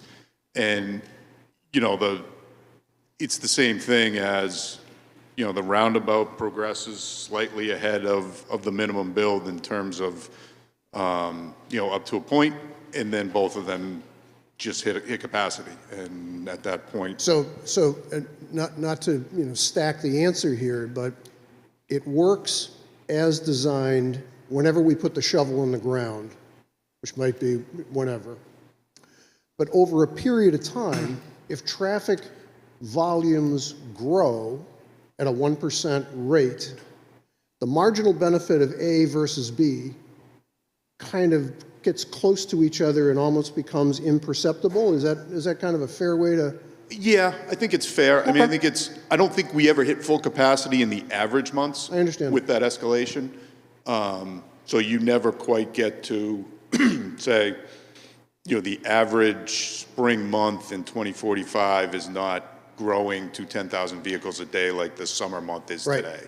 And then the next question, which I think is self-evident, is if the 1% growth in traffic volumes occurs over the period of time, and either one of these systems gets selected, what's going to happen is the queues are going to get longer.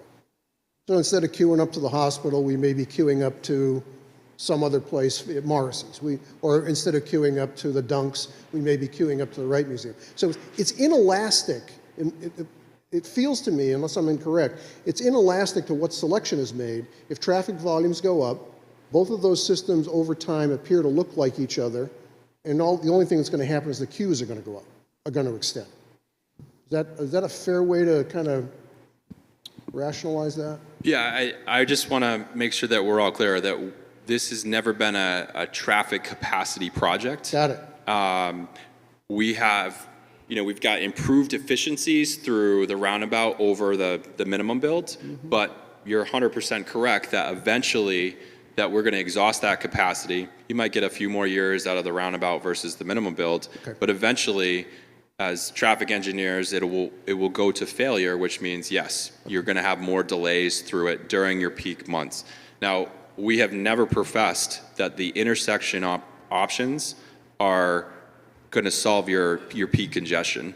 We do think that you'll get improved levels of service over some of the options versus the minimum build, for 9 months of the year, but those 3 months, it's a challenge. And unless you build additional lanes coming in and you take properties at each of the intersections, and you make a more significant improvement, you're not going to see any benefit from a traffic standpoint. Thank you, gentlemen, and thanks for what you've done. Appreciate it.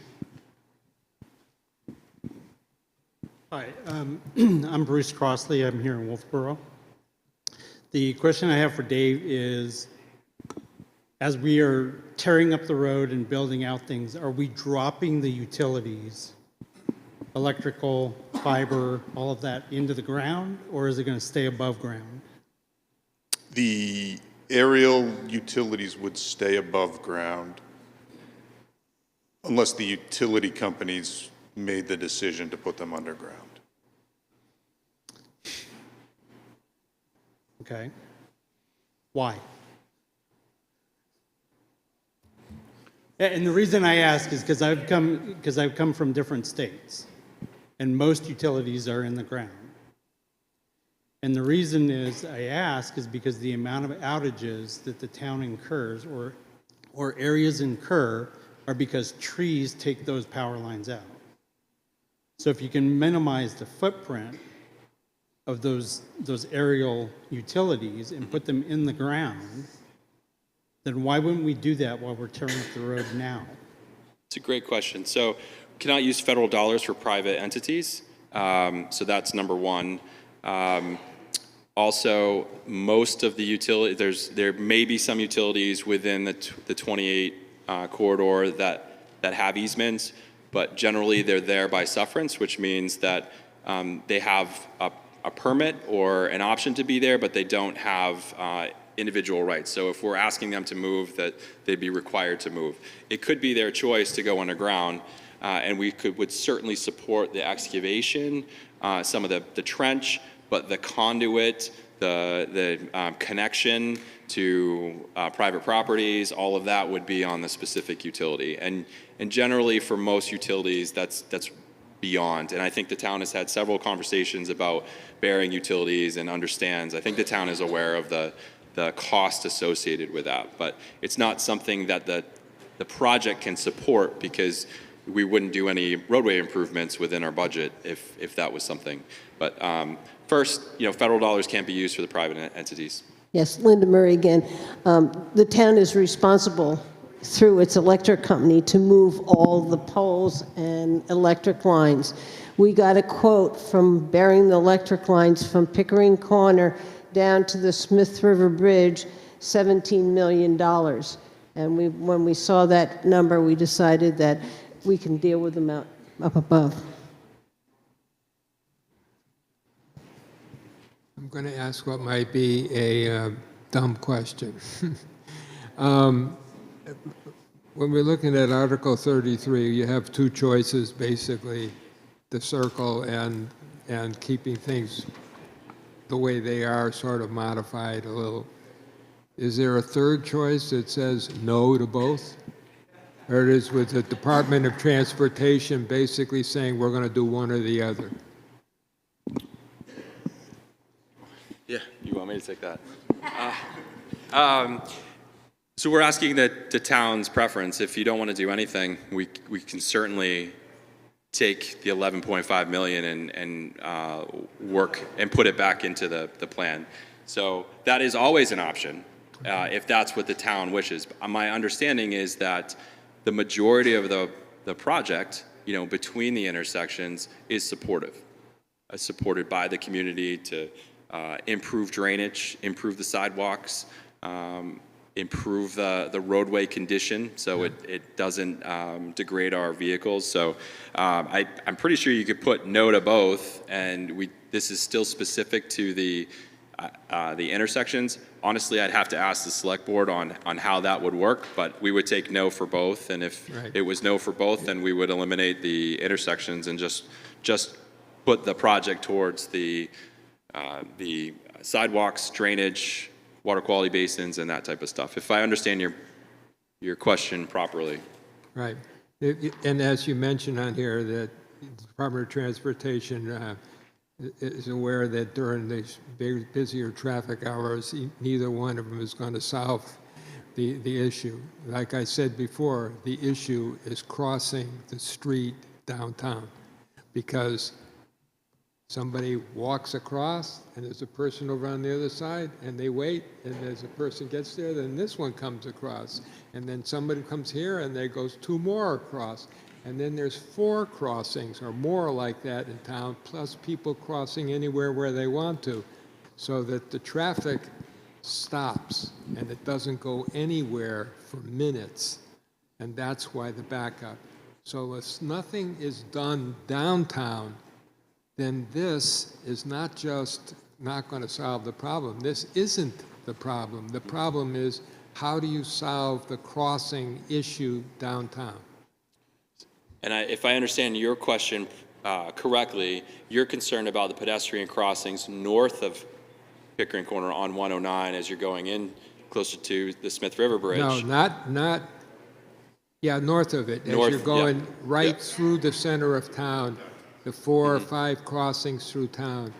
And how many people use those one after another, so no cars are moving, plus crisscrossing anywhere that they want to, and nobody stops that, so that the traffic is dead stopped. That's a good question. It is a separate issue. I recognize young woman's comment over here. I think that if the town has desires to eliminate uncontrolled crossings, I'm sure the department wouldn't be opposed to it. It seems, I think that's a town question. If you would like to bring it up, but it's not part of this project. Several other towns have lights that crisscross. It seems like because of the narrowness and the shortness of the center of town, that all 4 ought to go on at once so everybody cross, and then when they go off, they go off. And if somebody crosses during that time when it's just the cars are supposed to be moving, they get a ticket. Right? That's my own. No, it's a good comment. It's beyond and it's outside of this project, but it's something that you could bring up with the community. It has a major effect on this project. And so why spend a lot of money doing this project when it isn't going to solve a thing all late spring, summer, and early fall? Well, I think from the purpose and need standpoint, it's solving drainage, pavement condition. Yeah, I know. And it's going to improve, right, so there's other issues above and beyond that are highly desirable to fix.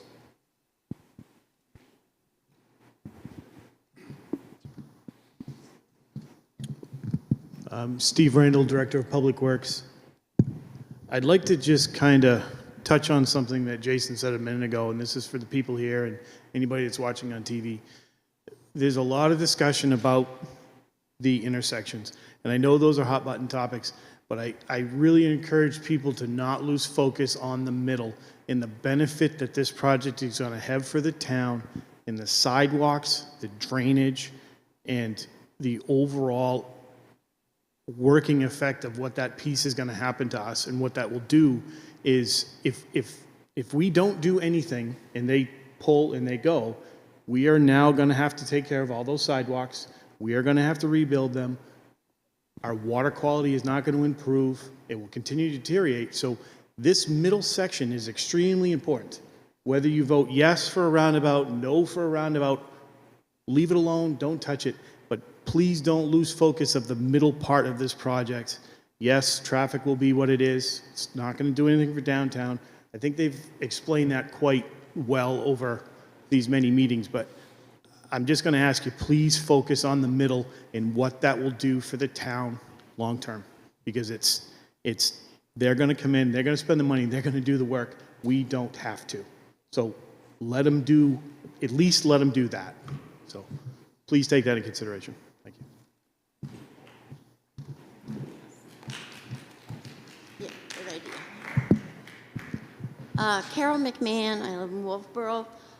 I just have a probably in question. Originally, when you had the original estimates up there in $2024, it was a 3.7 million shortage or something like that. So if this thing doesn't get built until 2030, I mean, doesn't that shortage just get bigger and bigger? And who pays for that shortage? Is that Wolfboro? It's a good question. So likely what we'll do is we'll look for efficiencies within the design to help reduce that. Certainly understanding the town's perspective for the two intersections. You know, if the minimum build is pushed forward, there's going to be some cost savings there. So I think it gives us an opportunity to keep moving and pushing the process forward, and we'll certainly look for efficiencies. It might be, you know, again, there's a lot of stuff within our estimates right now that are percentage based. You know, we haven't actually calculated the quantity, and it's based on rules of thumb and our experience over the life of all the projects that we put together.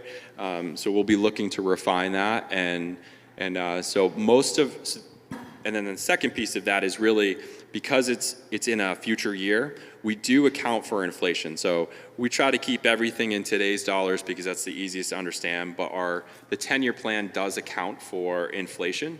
And what we hope is that the inflation that we've accounted for is greater than or equal to what the actual escalation each year over year is. So right now that's not what we're finding, but we're hoping that it kind of comes back to planet Earth a little bit as far as what we're seeing for price increases over the last year. So anyway, I think I kind of answered your question. Like we'll look for efficiencies. Yeah. We have accounted for inflation. 11.8 million adjusted for inflation to 2030 is still going to be that same amount. I mean, it's not going to grow to cover the shortfall. That could probably, so who pays that shortfall? Is that Wolfboro? Or, well, we'll reduce the project. We're not asking the town of Wolfboro for $3.7 million. Oh, well. That's what you're asking for. We'll just reduce the project. I just wondered if the project costs so much and the budget is this much and, you know, that's all I was trying to figure out where that other money's going to come from. No, the project has to come down to 11.8, and it'll probably come through our design and the next couple phases that we got to work on.